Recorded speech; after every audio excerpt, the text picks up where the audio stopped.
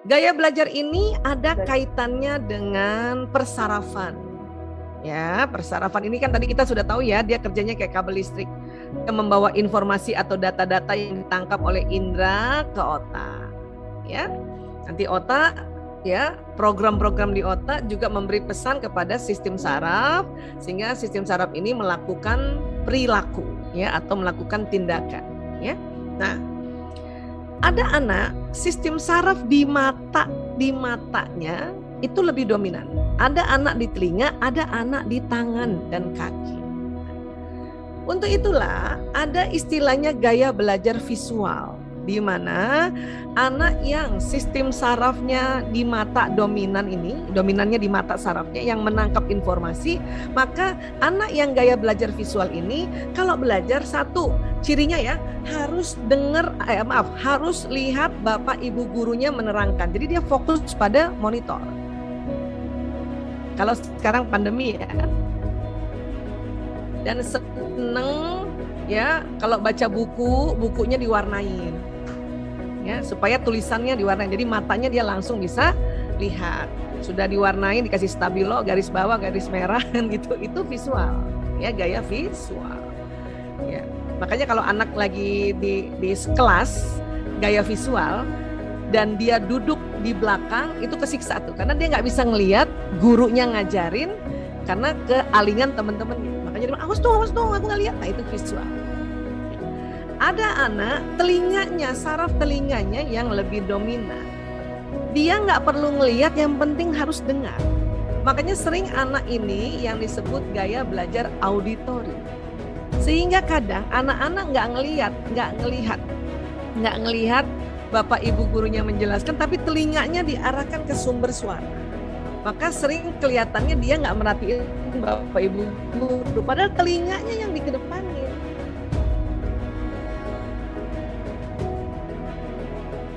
Ya, sering kayak gitu tuh anak-anak. Apalagi di sekolah kita ini udah ngerti gurunya. Kalau zaman dulu ada anak waktu bapak ibu gurunya nerangkan, nggak ngelihat bapak ibu gurunya, malah lihat tembok, malah lihat temennya, tapi sebetulnya telinganya ke depan. Itu bisa dilempar kapur loh, atau penghapus papan tulis. Ya, Ayah Cesta masih begitu nggak? Udah begitu nggak ininya tuh? Guru-guru zaman dulu tuh dilempar, lihat ke depan gitu. Nah kalau dia lihat ke depan, telinganya kan menjauh dari sumber suara, ya, sumber suara. Jadi jauh dari sumber suara. Maka itu malah nanti menyulitkan untuk memasukkan informasi ke depan, ke otaknya ini. Atau ciri khasnya lagi gini, Bunda bacain aku, Bunda ceritain aku. Itu berarti anak itu gaya belajar auditori. Tolong ceritain dulu, setelah cerita nanti dia bisa baca sendiri.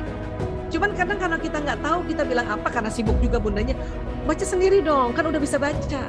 Ini yang bikin anak susah belajar. Tuh ciri juga.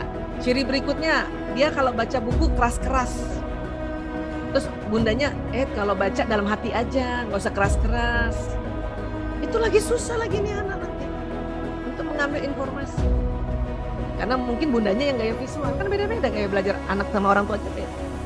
Ya, paham ini auditori ya. Nah, ada lagi satu namanya kinestetik.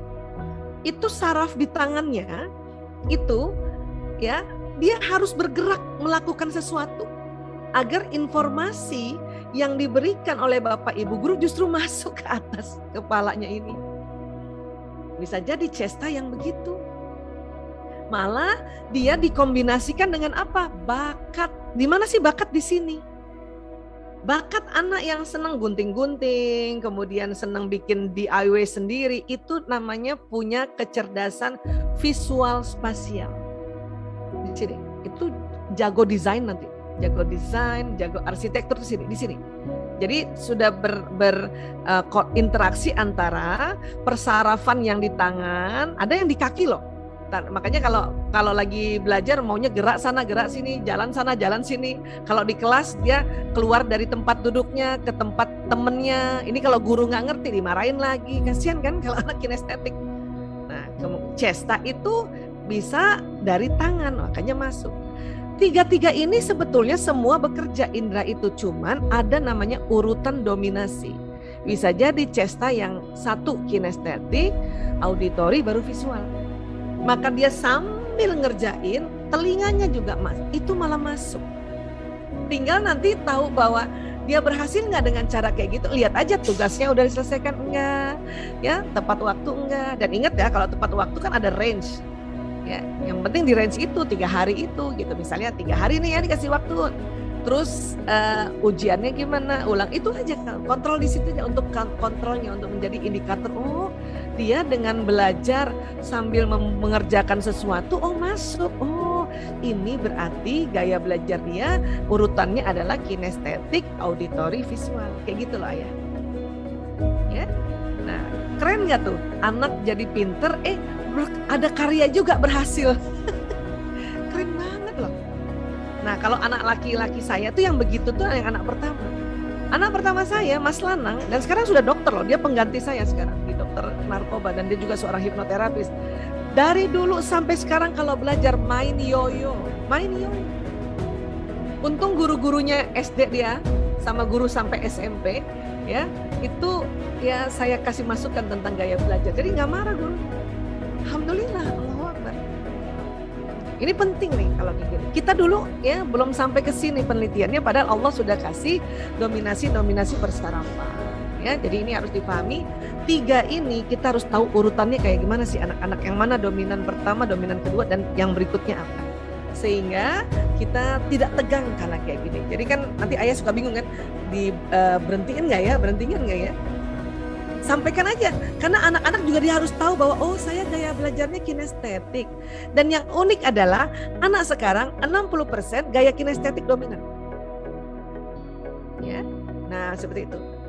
Kemudian kalau soal main basket, olahraga dan sebagainya, itu juga bakat. Namanya kecerdasan kinestetik, sama atau mirip namanya, kinestetik.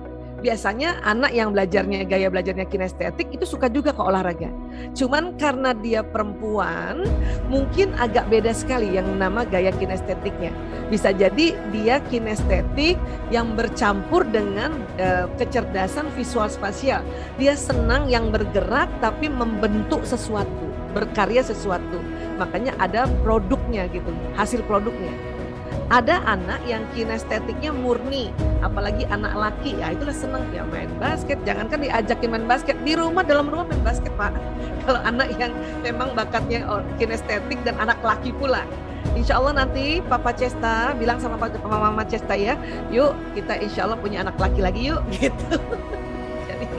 Jadi nanti itu diajak main bola, guling-gulingan, diajak main basket, mantep Pak. Tapi kalau cuma untuk memperkenalkan nggak masalah kok, ya. Nah, kalau dia nggak suka berarti nggak sesuai dia punya bakat di otaknya ini. Oke? Kalau hanya memperkenalkan penting itu. Nanti dari situlah nanti ketahuan dia bakatnya apa di sini. Ya? Oke. Baik, kurang lebih seperti itu. Ayah Cesta, terima kasih banyak perhatiannya, Masya Allah.